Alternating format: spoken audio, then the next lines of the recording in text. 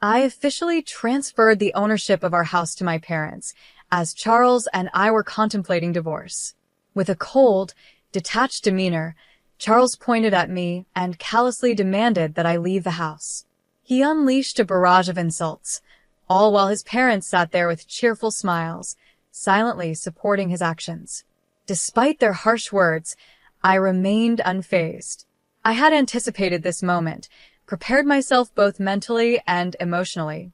I had packed my bags ahead of time, and without hesitation, I calmly walked out of the house. They had no idea of the storm that was about to hit them, completely unaware of the gravity of the situation they had created. My name is Mary, and I recently turned 55. Many years have passed since Charles and I first got married, and our children are now grown and living independent lives far from us.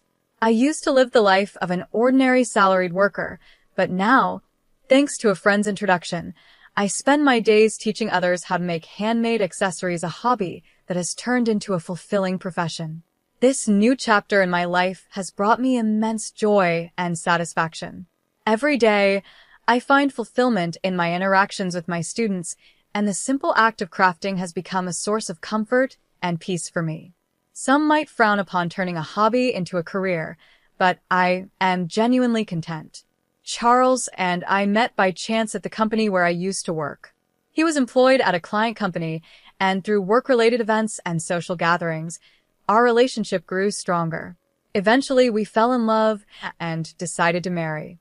5 years into our marriage, we were blessed with a beautiful, healthy son. He grew up to be a bright young man, graduated from a prestigious university, and is now happily married and living a successful, fulfilling life. Despite our son's achievements, the relationship between Charles and me deteriorated over time. The once loving and considerate man I married slowly transformed into someone I could hardly recognize. Charles became demanding, treating me more like a servant than a partner. His constantly shifting demands and preferences became an unbearable burden, and nothing I did seemed to please him. Lately, he's been quick to anger, blaming me for the most trivial things. Verbal abuse has become more frequent, leaving me feeling emotionally drained and worn down. As much as I tried to maintain peace and keep our family together, it became clear that the person Charles had become was not someone I could continue to live with. The love and respect that once defined our marriage had eroded, replaced by anger and resentment. Walking away from the house, I knew this was the right decision, not just for me, but for my future. It was time to reclaim my peace, my happiness, and my sense of self. Though our marriage spanned many years and was once filled with love and promise, I could no longer ignore the reality of our situation. I had given Charles countless chances to change, to recognize how much he was hurting me, but those chances went unacknowledged. Now, as I step into this new phase of my life, I'm filled with a sense of relief, knowing that I've made the right choice for myself. It's not easy to walk away from a life you've built with someone, but sometimes it's necessary to let go in order to find your own happiness. I've been longing to escape this life and start fresh, but I'm tied down by an unpaid mortgage. To make matters worse, Charles quit his job out of nowhere, giving no clear reason, and now spends his days lounging around the house. He hardly lifts a finger to help with anything, leaving me to manage all the chores and responsibilities on my own. The house we live in was recently rebuilt, and I was the one who made it happen. I saved money little by little, carefully managing the finances to fund its reconstruction.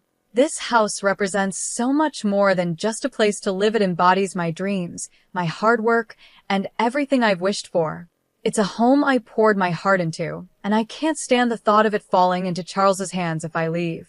Beyond the mortgage issue, this house is a symbol of my aspirations. I was meticulous in its design, making sure to include features like a spacious kitchen, something I've always wanted. While Charles had some input at the beginning, I was the one who covered all the costs, and I hoped my wishes would be respected. Despite the difficulties we faced along the way, the house finally became a reality, complete with all the features I had dreamed of. I felt an overwhelming sense of joy when we moved in. Seeing my hard work turn into something tangible was incredibly fulfilling. However, The cost of construction ended up being far higher than we initially estimated. We had no choice but to take on a much larger loan than anticipated. Taking on such a significant financial burden in our 55s was a tough decision, but I believed the happiness our new home promised would make it worth the effort. For me, the house was a dream realized. But Charles? He wasn't as thrilled. He sulked, his complaints lingering because his opinions weren't as reflected in the final design as he'd hoped. He even went so far as to say the house was a waste of money, comparing it to throwing cash down the drain. Ignoring his grumbling, I pressed forward, knowing the house was everything I had hoped for. But his attitude worsened.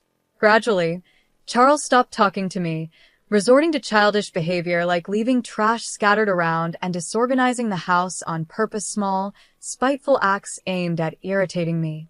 Each day, I wondered when this tension would end, when I could finally break free from this toxic cycle. These thoughts weighed on my mind constantly as I tried to navigate the delicate balance between my love for the home I built and the strained marriage that now threatened to suffocate me. A few months after we moved into the new house, something unexpected happened. The doorbell rang one afternoon. We weren't expecting any visitors, so I was curious about who it could be. As I prepared to head to the door, Charles, surprisingly, got up before I could. It struck me as odd since he rarely made any effort to be involved in anything these days. It seemed like he knew who the visitor was. After a short while, cheerful voices and laughter came from the entrance, a stark contrast to the usual tension in our home. When the door to the living room slowly opened, it revealed the visitors. When I opened the door, I was greeted by the faces of my unexpected in-laws, Kevin and Carolyn. Seeing them was always a source of tension for me. From the moment Charles and I announced our marriage, they treated me coldly, criticizing me for my lower social status and showing an awkward attitude, even on our wedding day. Their interference didn't stop after the wedding either, and each encounter with them left me feeling uneasy, always wondering how to handle the situation. Over time, as our contact with them decreased, I thought things might have settled down. That's why their sudden visit caught me off guard. I greeted them politely, trying to mask the slight tension I felt, but they walked right past me without so much as a word, one of them even bumping into my shoulder, as if I weren't there. They immediately began marveling at the house, particularly the spacious, user-friendly kitchen that I had designed with so much care. Charles, now eager and proud, gave them a full tour of the house, showing off all the details. When they returned to the living room, their expressions seemed satisfied, as though they were impressed. But then, Charles's face hardened, and suddenly, he raised his voice at me, demanding that I hurry and prepare tea and snacks for his parents. His tone caught me off guard, and I rushed to get everything ready as quickly as I could. Despite my best efforts, Kevin and Carolyn seemed dissatisfied, making subtle remarks about the hospitality. Kevin, in particular, barely finished his tea before expressing his dissatisfaction, though he did take a moment to compliment the interior of the house. Then, with a broad smile on his face, Charles invited his parents to live with us in the house. He spoke as if I wasn't even there, as if my thoughts and feelings didn't matter. His parents seemed to take his words seriously and left soon after, satisfied with the idea. As I watched them leave, I couldn't help but feel the enormous gap between Charles and me widening further. He was laughing and chatting with his parents, something I hadn't seen him do in a long time, and it reminded me of how distant he had become from me. After that day, Charles's parents began visiting more frequently. At first, it was just a few times a month, but soon, their visits increased to several times a week. Before I knew it, they were coming over nearly every day. And with each visit, their criticisms of me intensified. No matter what I did, it was never good enough for them, and Charles never stood up for me. In fact, he started blaming me more, too. He constantly complained that I didn't listen, and he even accused me of causing stress for our son, which felt like a baseless attack. Despite how frustrated and hurt I was, I couldn't seem to find the courage to speak up. Every time I wanted to defend myself, the words got stuck in my throat, and all I could do was offer apologies. The in-laws' visits didn't just increase, they started coming over even when I wasn't home, often arriving with Charles. I would return to find empty beer cans and bottles scattered around the house, and spilled alcohol soaking into the new rug I had bought with such care.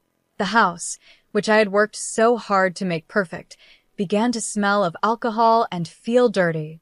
I protested, of course. I asked Charles to intervene, but he ignored me, brushing off my concerns. It was as if my feelings didn't matter anymore. The house I had dreamed of, the house that was supposed to be our sanctuary, was slowly becoming a place where I felt trapped and powerless. The more his parents came, the more I felt like a stranger in my own home, and the more distant Charles became from me. I couldn't understand why Charles, who contributed nothing to the household, was always the first to complain. His growing involvement in gambling added another layer of stress to my life. Almost daily, I would find discarded betting slips, constant reminders of his risky habit. No matter how many times I tried to explain the dangers of gambling and the impact it was having on our finances, my words fell on deaf ears.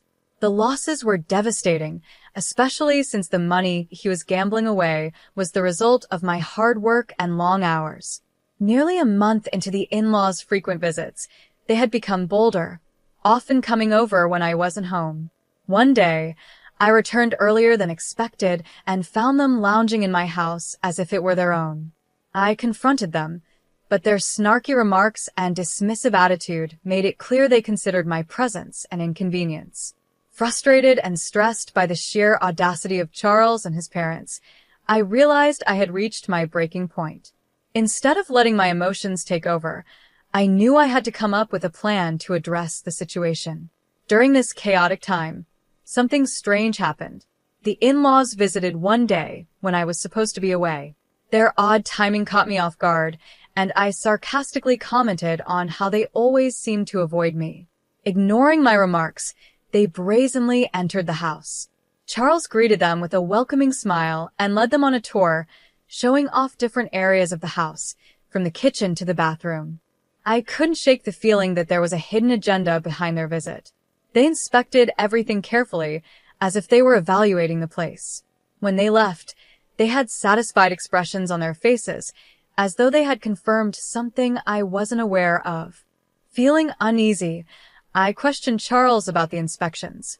He brushed off my concerns, telling me not to worry, and insisting that it was none of my business. But his behavior made me suspect that he was hiding something from me. It felt like he was manipulating the situation, though I couldn't quite figure out what his endgame was. All I could do was observe and wait, hoping to uncover the truth. Then, one day, after a long day at work, I came home to find a large moving truck parked in front of our house. The truck had the logo of a moving company called Moving Center. I was stunned. As I approached, I saw Charles talking with the truck driver and some company representatives. When he noticed me, he quickly looked away and disappeared into the house, avoiding any eye contact. My heart sank, but the biggest shock came when my in-laws arrived at the same moment. They greeted me casually, as if nothing unusual was happening, and Charles welcomed them inside with open arms. The atmosphere felt tense, and I couldn't shake the feeling that something was terribly wrong. As I followed them into the house, my suspicions were confirmed. The furniture and belongings I had known for years were gone. In their place was my in-laws' old, dated furniture, arranged as though they were preparing to move in permanently. It was as if my home, the house I had worked so hard for, was being turned into theirs without my consent. I stood there in disbelief, trying to process what I was seeing. My world felt like it was spinning out of control, and it became clear that Charles had been planning this behind my back for some time. His parents seemed smug, as if they had finally taken over, while I was left standing in the middle of what used to be my home, feeling like an outsider. I sat down on the sofa, surrounded by Charles and his parents, all wearing smug smiles that made it clear they had something planned. Their behavior radiated confidence, as if they had been waiting for this moment. Despite feeling anxious, I decided to remain quiet and see how things would unfold. My in-laws exchanged hurried glances, and finally, they declared that they had something important to tell me, hinting at an ulterior motive. Bracing myself, I tried to stay calm. Charles let out a deep sigh before revealing what I had already suspected: he had sold the house to his parents. He then bluntly proposed a divorce, and his parents, nodding in agreement, looked pleased with themselves, their smirking faces showing that they had been plotting this all along. Despite the shocking revelation, I stayed composed. I had seen this coming and prepared myself for this moment. Without hesitation, I signed the divorce papers, took off my wedding ring, placed it on the table, and calmly declared that I would be leaving the house. For a while, I had been suspicious of Charles and his parents, especially with their increasing visits when I wasn't around. To confirm my doubts, I had installed hidden surveillance cameras around the house, connected to my phone. I monitored their conversations daily, and one day, I stumbled upon footage of Charles and his parents joyfully discussing their plan to sell the house. Shocked but determined, I knew I had to act quickly. In the days that followed, I quietly made plans for my next move. Using the information I gathered from the surveillance footage, I decided to transfer the home loan, which was still under my name, to Charles. If they wanted to kick me out of the house I worked so hard for, they could take on the mortgage as well. After all, the $5,500 monthly payments had always come from my hard-earned salary. I doubted that Charles and his parents, now unemployed, would be able to manage the payments without my help. I resolved not to provide any further financial support. Once everything was in place, I moved into my new home, a well-arranged, cozy space furnished with new items I had carefully chosen for this fresh start. I was finally free from the burdens of my old life, ready to begin a new chapter. On my first day off in my new place, I relished the idea of having some much-needed rest. I slept in late, enjoying the quiet peace of my new surroundings. But just as I was about to doze off again, the doorbell rang unexpectedly. To my surprise, Charles and his parents stood at my doorstep, uninvited. Without waiting for an answer, they barged into my home, clearly upset. They spread out a document in front of me and accused me of changing the name on the house loan without their permission. Apparently, they had received the paperwork shortly after I left, and it came as a shock to them. Their expressions of disbelief told me they hadn't anticipated this. Charles and his parents angrily explained that they were all unemployed and couldn't afford the high monthly payments. Charles, in a furious outburst, declared that they would not pay the loan, as if refusing to face the reality of the situation. Calmly, I tried to explain the consequences of defaulting on the mortgage. I told them how interest and late fees would add up, increasing the final amount they would owe. Charles seemed skeptical at first, but as he searched for information online, his expression quickly changed. The weight of what I had done finally sank in. Shock and distress crossed his face as he realized the financial burden that now rested solely on his shoulders. I suggested that they look for new jobs to make a fresh start. As the reality of the situation sank in, their faces grew even paler. They admitted they had no savings or assets to fall back on, and Charles was weighed down by substantial gambling debts with no stable income to rely on. Desperate, they pleaded with me for understanding and help, reminding me of the years we had spent together. But I remained unmoved by their pleas. After everything they had put me through, I wasn't going to fall back into the trap of helping them again. Frustrated by my refusal, they tried to guilt me into reconsidering, but I quickly shut the door on their attempts to mend the situation. Their desperation grew, and in a last-ditch effort, they reported me to the police, accusing me of changing the mortgage without their consent. It didn't take long for the authorities to intervene, and eventually, Charles and his parents were removed from my property.